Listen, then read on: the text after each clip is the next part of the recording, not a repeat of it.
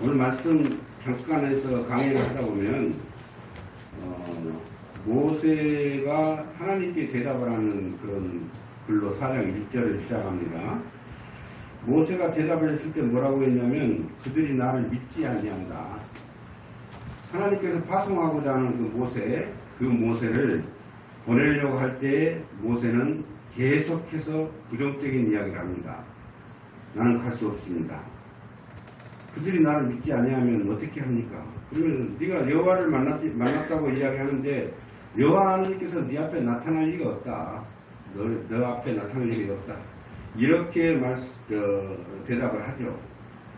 그 다음에 2절에 보니까 여호와께서 그에게서 네 손에 있는 것이 뭐냐 이렇게 물어보니까 지팡이입니다 이렇게 말을 하죠. 근데 여호와께서 이르시되 3절에 보니까 그것을 땅에 던지라 이렇게 말합니다. 던지라. 여러분 이 말씀에 잘 주목해 주세요. 땅에 던지라. 지팡이를 손에 쥐고 있는데 그 지팡이를 땅에 던지라고 하나님께서 말씀하십니다.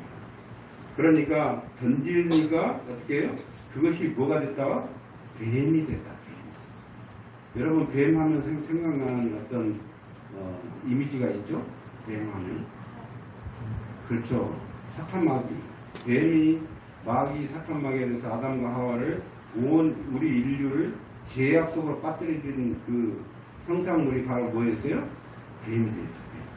던지라 했더니 뱀이 된 거예요. 내가 지고 있었던 모든 것들이 뭐였어요? 뱀이 뱀, 사탄. 그걸 던져야 됩니다. 우리 하나님께서 모세에게 이르실 때 모든 의심과 불평과 불만과 그리고 거부와 반항 이 모든 것들이 다 사탄이 지고 있었던 거예요. 그것을 어떻게 네 손에 쥐고 있는 걸 던져라. 던졌더니 뭘로 변했다? 뱀이 됐다.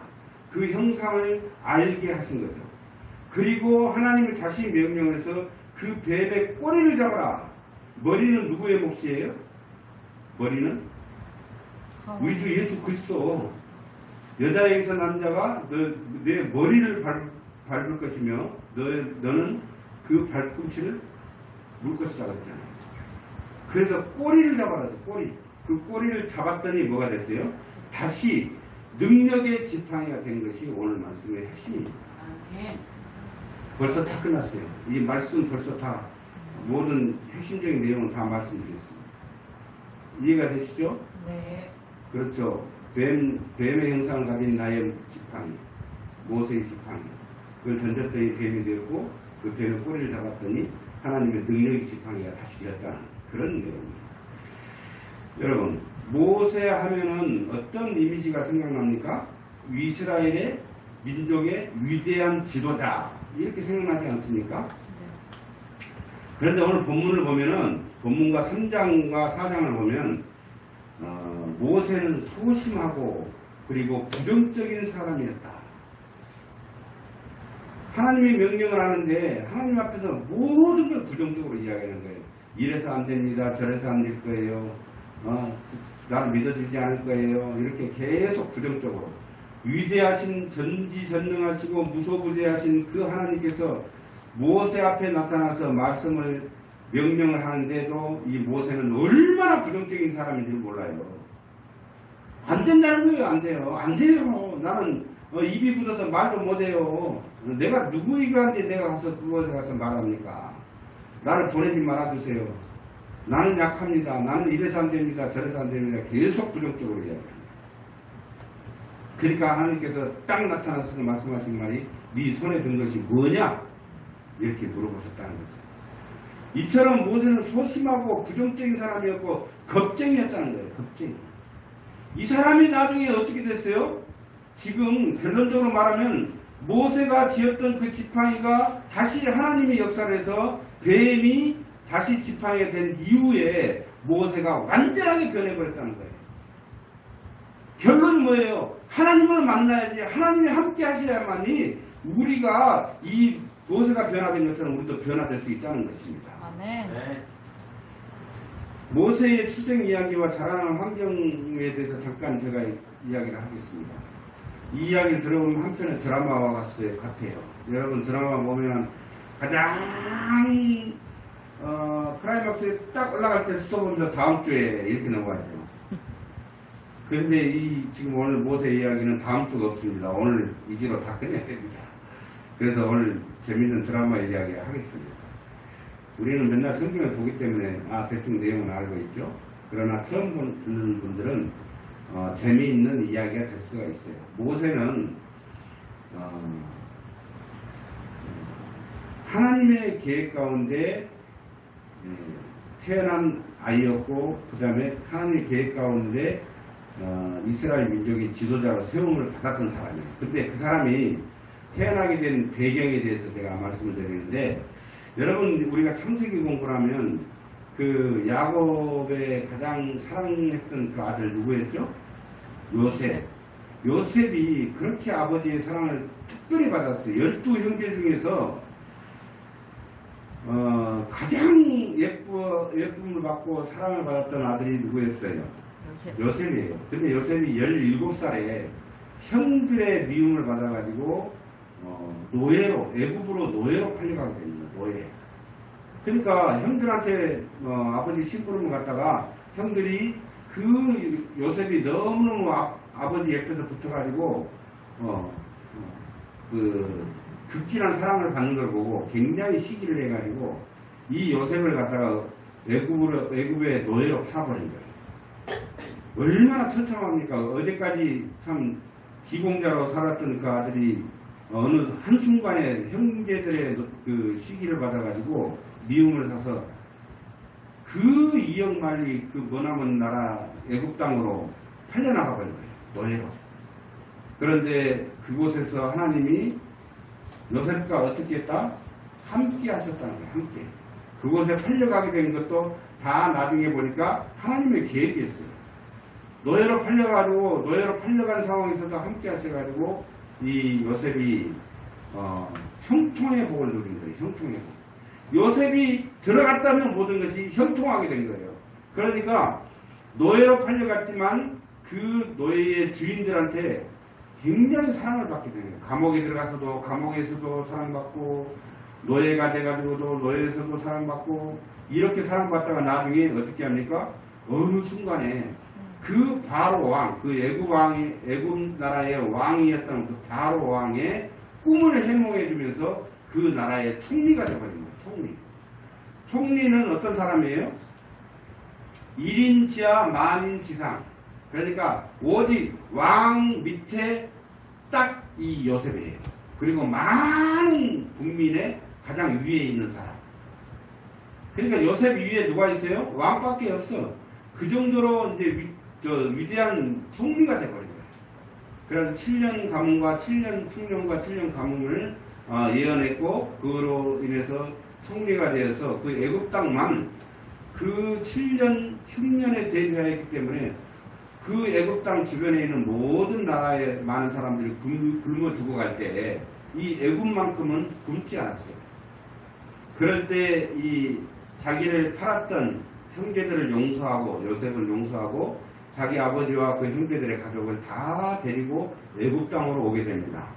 그 애굽 땅에 왔을 때 그때 살았던 곳이 그 풀이 초목이 우거진 그 고센 땅이라는 그 땅에서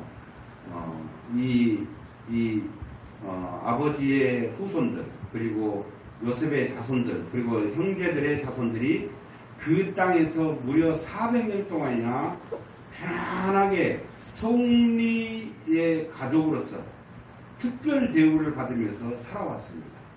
그런데 여기서 그대로 끝났으면 좋겠죠. 근데 한 나라에 두 민족이 있을 수가 없잖아요. 그렇죠? 지금 이제 요셉을 모르는 그 바로 왕이 400년이 지난 이후에 그 왕이 히브리 민족, 이 야곱과 요셉의 민족의 이름이 뭐냐면 히브리 민족이라고 해요. 이 히브리 민족의 너무나 창성하게 번성하는 걸 보고 두려움이 있었던 거예요. 이 바로 왕한테.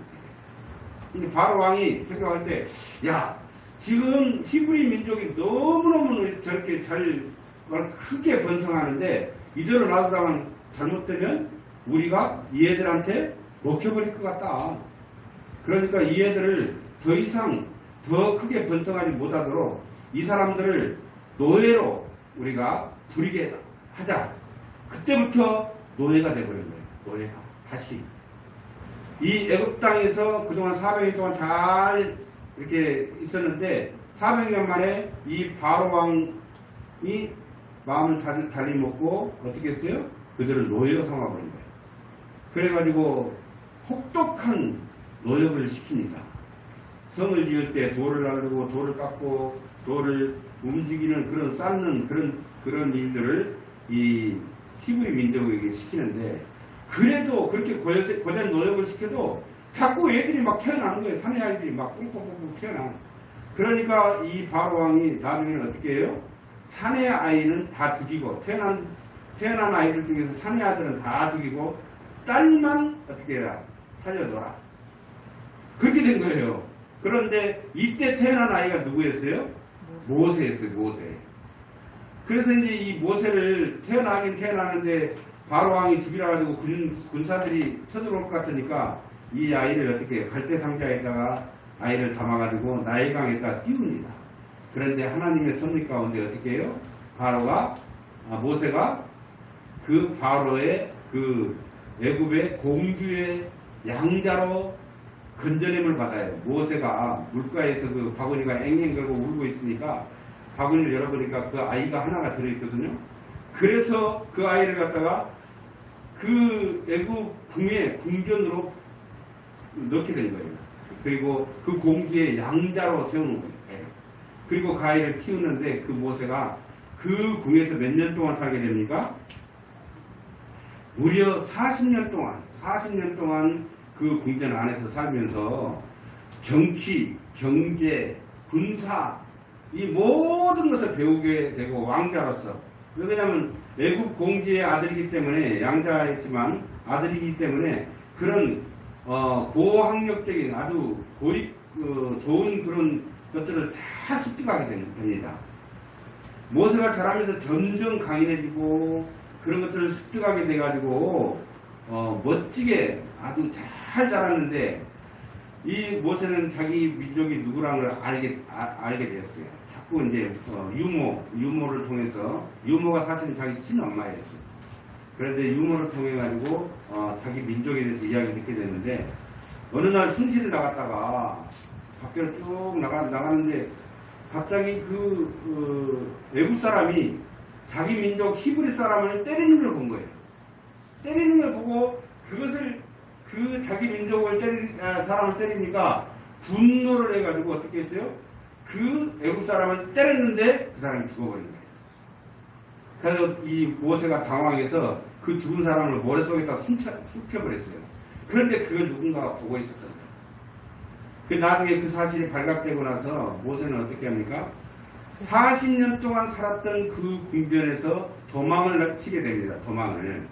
이 모세란 사람이 도망을 치게 돼가지고 미디안 광야로 가게 되는데, 미디안 광야에 가서 미디안 제사장 이드로의 사위가 되고, 그리고 이드로의 양을 치는 목동이 되어서 40년 동안 살게 됩니다.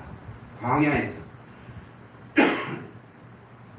그러니까 이 40년 동안 사는 동안에 이 모세는 그냥 자기의 모든 자존감과 모든 것이 깎이고 뭐 아주 엉망진창이 되어버렸어요. 희망도 없고 아무것도 바라볼 수 없는 그 광야.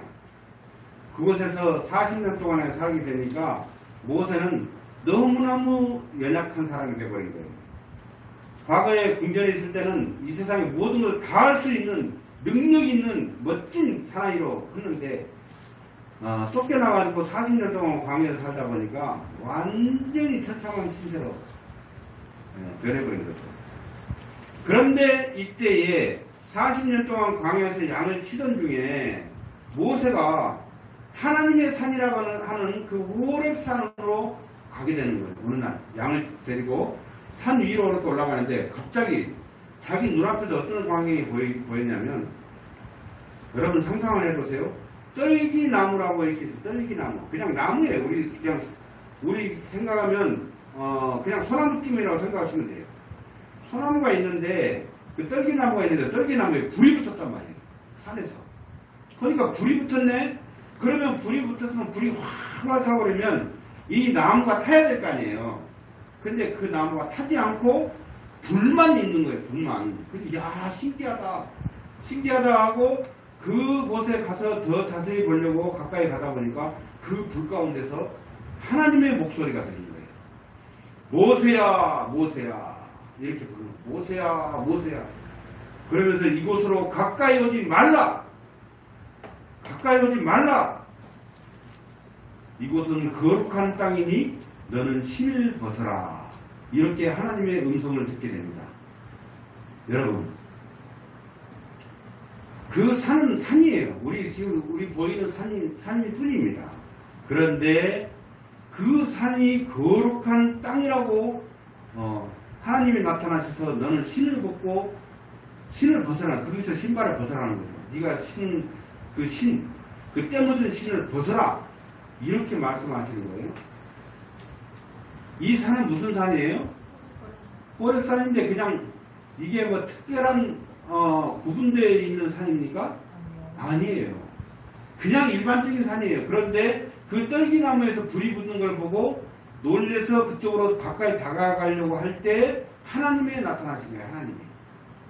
그래서 우리가 서 있는 그곳도 아무런 누구나 다 설 수 있는 땅이고 누구나 가서 밟을 수 있는 땅이고 그런 땅이지만 하나님이 계신 곳은 바로 거룩한 땅이 된다는 것이에요. 그래서 신발을 벗고 네 세상에 때묻은 모든 것을 벗고 내 앞으로 나와라 하는 하나님의 메시지예요. 그래서 그 호렙산이 하나님의 산이 되고 신의 산이라기도 하죠. 그 산이. 그리고 나서 하나님 앞으로 가까이 나가게 됩니다. 그때 하나님 모세는 깜짝 놀래가지고 자기의 그 히브리의 신 여호와 하나님을 알고 있었던 차에 하나님이 나타나니까 너무 놀라고 하나님 뵙기를 두려워해서 얼굴을 가리게 됩니다. 얼굴. 그렇죠. 우리 앞에 만약에 하나님이 나타나셨다면 우리는 하나님을 볼 수 없어요. 두려워. 어떻게 하나님을 보게 되면 모두 다 죽습니다. 직접 보게 되면. 그래서 우리는 하나님을 직접 볼 수 없는데 오직 누구만 성경에 보면 누구만 살아있어요? 모세만 직접 하나님과 대화를 했어요. 그렇다고 직접 보지는 못했어요. 왜 보지 못해요? 등을 돌렸다 그랬잖아요. 나중에 성경에 보면 하나님께서 등을 돌렸다고. 등 돌리고 이야기를 나눴다는 거예요. 음성만. 자, 그렇게 해서 모세는 얼굴을 가리게 되죠. 그리고 출애굽기 3장 7절과 8절을 보니까 이 하나님 앞에 선 모세에게 하나님께서 말씀하실 때 뭐라고 말씀하시냐면 출애굽기 3장 7절 8절에 내 백성의 고통을 분명히 보고 내 백성의 부르짖음을 듣고 내 백성의 근심을 알고 내 백성을 건져내고 내 백성을 인도하여 내 백성을 아름답고 광대하고 젖과 꿀이 흐르는 땅 가나안 땅으로 데려가겠다라고 말씀하십니다. 출애굽기 3장 7절 8절 말씀 여러분들 잘 기억하시기 바랍니다. 그리고 또 모세에게 말씀하시기를 출애굽기 3장 9절 말씀에 이제 가라 내가 내 백성에게 고통을 주는 바로 왕에게 너를 보내어 내 백성을 애굽에서 인도하여 내게 하리라 이렇게 말씀하십니다. 지금 고센 땅에서 400년 지나고 나서 그 중요한 노역을 시킬 때 엄청난 고통의 노역을 시킬 때 그 하나님께서 모든 걸 다 어떻게 했다? 내 백성의 고통을 분명히 보고 있었다. 보았다. 그리고 부르짖음을 들었다. 그리고 내 백성의 근심을 알고 있다. 그리고 내 백성을 내가 건져낼 것이고 인도하여서 젖과 꿀이 흐르는 땅으로 데려가겠다. 이렇게 말씀하셨다는 거예요. 이때 모세의 반응은 뭐라고 대답을 합니까? 그렇습니까? 하나님 저를 사용해 주시옵소서. 주님 내가 여기 있사오니 나를 쓰시옵소서. 이렇게 고백했습니까? 아니에요. 뭐라고 대답했어요? 내가 누구이기에 내가 바로에게 갑니까? 내가 누군데? 이렇게 질문을 했잖아요. 이 모세는 자기의 정체성을 아예 잊어버린 거예요. 아, 만약에 하나님께서 이제 가라! 내 백성에게 고통을 주는 바로 왕에게 너를 보내서 내 백성을 애굽에서 인도하여 내게 하겠다! 이 말씀하실 때, 아, 내가 모세 처음에 그 공주의 양아들이 되어서 그곳에 들어가서 많은 군사훈련도 받고 학습도 하고 정치 경제의 모든 걸 배우게 한 것도 하나님 뜻이었구나. 이것을 깨닫는 게 아니라 이미 그 40년을 잊혀져 버렸고 광야에서 생활했던 참으로 힘들게 생활했던 광야의 그 40년을 생각하면 자기의 존재성에 대해서 전혀 알지를 못한 거예요. 내가 누군데 하나님 내가 누군데 내가 바로에게 갑니까? 이렇게 오히려 대꾸를 하는 거죠. 모세는 자기 자신에 대한 자긍심이나 자존감이 이미 땅에 떨어져 버린 상태였다는 것이죠. 40년 전 모세가 어떤 애였는지 전혀 생각나지 않을 뿐 아니라 자신의 정체성에 대해 이미 소멸되어 버린 의욕도 없는 상태이기 때문에 오히려 내가 누구인가를 하나님께 묻게 되는 것입니다. 우리의 신앙생활은 어떻습니까? 처음에 우리가 하나님을 알게 되고 하나님을 만나게 된 그 순간에 얼마나 뜨거웠는지 몰라요. 열정적으로 신앙생활을 했습니다. 그런데 그 신앙생활이 점점 살다 보니 실망감도 있고 좌절감도 있고 세상 풍파에 이리 치이고 저리 치이고 하다 보니까 나중에는 어떤 생각이 들어요? 그냥 무덤덤한 신앙생활, 뜨거움이 사라져버린, 열정이 사라져버린 그냥 형식적인 신앙생활을 하고 있다는 것이에요.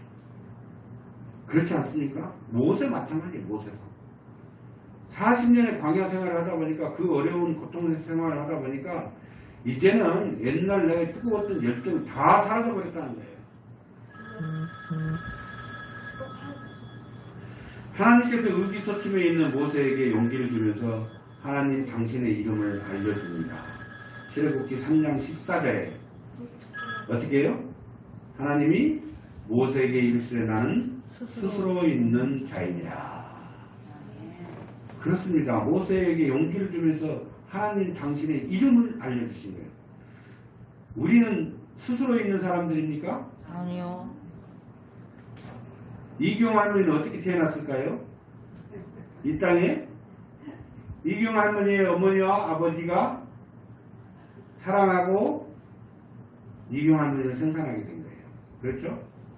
그런데 우리가 믿는 아버지 하나님, 여호와 하나님은 어떤 분이시다? 스스로 있는 자다. 이렇게 우리에게 알려주십니다. 스스로 나는 스스로 있는 자이니라. 다시 말해서 나는 나다. 모세가 물어봅니다. 하나님 이름이 뭡니까? 합니까? 나는 스스로 있는 자다. 다시 말해 나는 나다. 나다. 누구도 나를 어떻게 나왔냐고 물을 수 없는 그런 존재다. 나는 나다. 나는 스스로 있는 자다. 이렇게 말씀하시면서 구체적으로 모세가 해야 할 일에 대해서 말씀하십니다. 그러나 모세는 계속해서 하나님 말씀을 믿지 않고 자기의 나약한 그 마인드, 다시 말해서 안 될 것을 걱정하면서 하나님께 대꾸하는 장면이 오늘 본문이라는 것입니다. 본문 1절을 보니까 모세는 계속해서 뭐라고 말합니까? 만약 이스라엘 백성들이 나에게 네 말을 믿지 못하겠노라. 하나님이 너에게 나타났다는 것을 무엇으로 우리가 알 수 있겠느냐? 이렇게 말하면 어찌합니까? 이렇게 말하는 거예요. 하나님께 대답하는 거죠. 이때 하나님께서 모세를 향해서 뜬금없이 본문 2절 말씀을 하시는 거예요. 뭐라고요? 내 손에 있는 것이 무엇이냐? 모세가 계속 나는 안 됩니다. 내가 누구에게 간데 나를 보낸다고 말입니까? 차라리 다른 사람을 택하십시오. 막 이러면서 계속 부정적으로 하니까 하나님께서 뭐라고 말해요? 네 손에 있는 것이 무엇이냐? 그러니까 모세가 대답하기를 뭐라고 합니까? 지팡이입니다. 이렇게 대답하죠.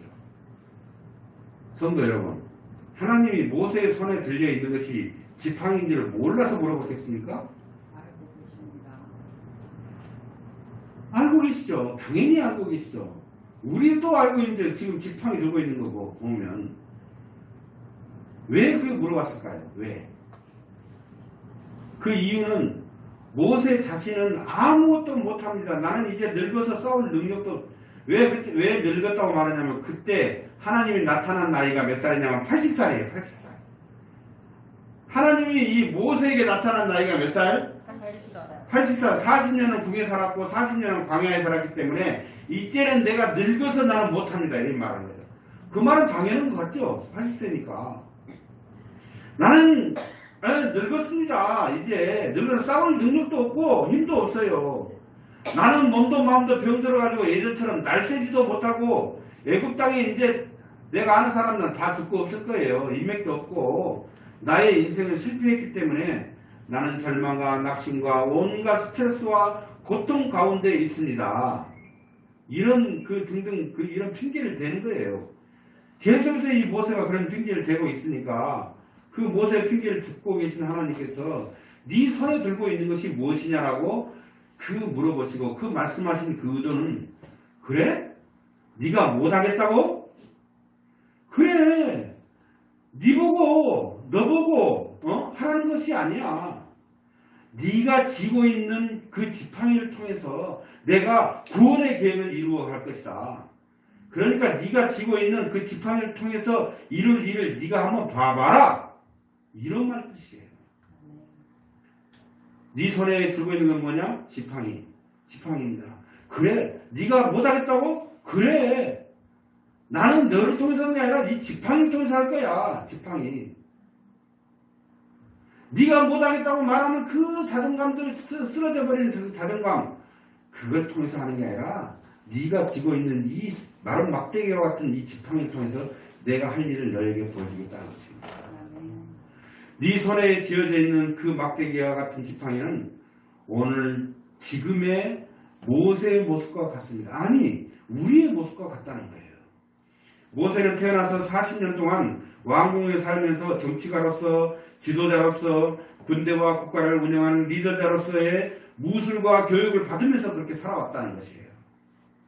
이 세상 학문을 통달하고 자신의 의지로 못할 것이 없는 패기 그리고 의욕이 넘치는 사람이었습니다. 이 모세가. 하지만 자기의 의도와 상관없이 어느 날 하루아침에 살인자가 되어가지고 광야로 도망하며 쫓기는 신세가 되어버렸다는 것이에요. 춥고 배고프고 목마른 광야길을 걸으면서 지금의 자기의 상황이 꿈이기를 수없이 기도했을 것입니다. 그 광야길을 터벅터벅 걸어가면서 도망다니면서 얼마나 자기 처지가 비관스러웠을 거예요. 그러니까 이 상황이 꿈이기를 얼마나 기도했겠습니까? 하지만 자신의 신세는 꿈이 아니라 뭐였어요? 현실이었어요. 현실. 우리의 삶도 마찬가지예요. 지금 살고 있는 모든 것이 어렵고 힘든 모든 것이 현실이에요. 현실입니다. 세상 말로 운 좋게 미디안 제사장의 사이가 되어서 처가의 그 양을 키우는 목동 신세가 되었지만 언제나 망해버린 자신의 신세, 그 신세가 비관스러웠을 것이라는 것이요. 그런데 혹시나 히브리 민족의 하나님이 진짜 계시다면 먼 옛날에 자신의 조상 요셉에게 일어났던 일처럼 그 지하 감옥에 있던 자가 갑자기 하루아침에 어떻게 했어요? 짠 하고 총리가 된 것처럼 모세 자기 자신을 다시 회복시켜 주지 않을까 이런 기대도 분명히 가지고 있었을 것입니다. 하지만 목동으로서 광야 생활 40년 동안 살다 보니까 그 기적은 일어나지 않았고 자신의 정체성은 완전히 사라져버리고 그저 목동으로 살다가 시들시들 죽어가겠지. 이런 생각으로 무의미하고 무개념적이고 무희망 속에서 살았다는 것입니다. 그저 산에 오를 때 또는 짐승을 만날 때 필요한 그 막대기, 지팡이가 유일한 자기의 힘이었다는 거예요. 산에 올라갈 때 어떻게 해요? 끙끙거리면서 올라가잖아요. 산에 올라갈 때. 지팡이가 있어야 올라가거든. 그리고 산에서 혹시나 양을 치는데 뭐가 나타나요? 일이나 늑대가 나타나면 그걸 쫓을 수 있는 막대기가 필요하잖아요. 그것이 유일한 자기의 힘이었다는 것입니다. 모세는 마른 막대기와 같은 지팡이가 자기의 힘이 되고 자기의 의지가 되고 자기의 방패가 되고 자기의 무기가 된다라고 착각하면서 하루하루를 그저 그렇게 살아온 것입니다. 우리는 어떻습니까? 우리가 이 세상을 살아가는데 무엇을 의지하며 살아가고 있느냐 그 말입니다. 하나님을 믿는다고 말하고 고백하면서도 결정적일 때 하나님을 의지하지 않고 아무 쓸모없는 마른 막대기와 같은 나의 자존심과 나의 자만심과 나의 지식과 나의 안목과 나의 의지력을 믿고 있지는 않느냐 그 말입니다. 사랑하는 여러분, 하나님은 무기력한 우리의 모습을 원치 않습니다. 하나님의 백성이면 하나님 백성답게 담대하게 염려하거나 절망에 빠져있지 말고 하나님을 모르는 이 세상에 이제 가라! 하나님의 명령 이제 가라! 하나님을 증거하라! 그 하나님의 명령을 받은 파송자답게 멋있게 능력있게 살아가라고 말씀하시는 것입니다. 이 지팡이는 목자이라면 누구나 가지고 있는 흔한 지팡이에요. 막대기 그냥 이게 위에 이렇게 꼬불꼬불 올라가지고 이렇게 위에가 동그랗게 좀 맺혀져 있는 그냥 그저 그런 막대기다 말이죠. 누구나 가지고 있는, 목자라면 누구나 가지고 있는 흔한 지팡이에요. 이 모세의 지팡이도 마찬가지였어요. 이 아무런 가치도 없는 그 흔한 지팡이가 하나님이 함께 하시고 하나님이 역사하시니까 출애굽기 4장 20절 그 말씀처럼 하나님의 무슨 지팡이가 됐다? 능력의 지팡이가 된 것이라는 거죠. 여러분 그런 능력의 지팡이를 손에 쥐고 싶지 않습니까? 쥐고 싶습니다. 우리도 우리 인생이 하나님의 손에 붙들리면 우리 인생이 최고의 멋진 인생이 된다는 것입니다. 하나님의 능력의 지팡이로 변한 모세의 지팡이로 애굽에 10가지 재앙을 내렸습니다. 하나님께서 내가 지팡이를 통해서 할 일을 네가 한번 봐라 이 말씀하시면서 어떻게 했어요? 그 지팡이 가지고 10가지 재앙을 내린 거예요. 그 애굽 땅에. 놀란 일이죠. 그리고 모세가 지팡이를 홍해를 내밀자 어떻게 했어요? 홍해가 갈라지는 놀라운 역사가 일어났다는 것입니다. 그리고 아말렉과 전쟁에서 그 지팡이를 잡고 손을 들고 있을 때 어떻게 했어요? 전쟁은 승리가 되었다는, 승리로 이끌었다는 것입니다. 그리고 지팡이를 바위를 쳤을 때 어떤 일이 일어났어요? 바위에서 물이 쏟아지는 지역이 일어났다는 것입니다. 우리 인생도 하나님의 손에 붙들리면 우리 인생의 어두운 그 고통들이 기쁨으로 희망으로 우리에게 임하게 될 것입니다. 도무지 사방이 가로막혀 있는 진퇴양난의 상황 속에서도 홍해가 갈라짐을 그 홍해에 갈라진 것 같이 길이 뚫어지는 놀라운 역사가 일어나게 될 것입니다. 그리고 인생의 전쟁에서 승리를 하는 역사가 일어날 것이요 사막과 같은 인생의 그 인생길에서 우리의 영육을 살리는 생수가 터지는 역사가 임하게 될 것입니다. 하나님의 손에 붙들려야 됩니다. 사랑하는 성도 여러분, 하나님은 임마누엘 하나님이십니다. 임마누엘 하십니다. 다시 말해서 하나님은 언제나 우리와 함께 계십니다. 앞서 보았던 출애굽기 3장 7절로 8절 말씀처럼 우리의 고통을 하나님은 분명히 보고 계십니다. 우리의 모든 상황과 처지를 분명히 보고 계신다는 거예요. 무소부재하신 하나님, 전지전능하신 하나님, 아니 계신 곳이 없는 하나님, 이 자리에도 하나님이 계세요. 아멘. 아멘. 아멘.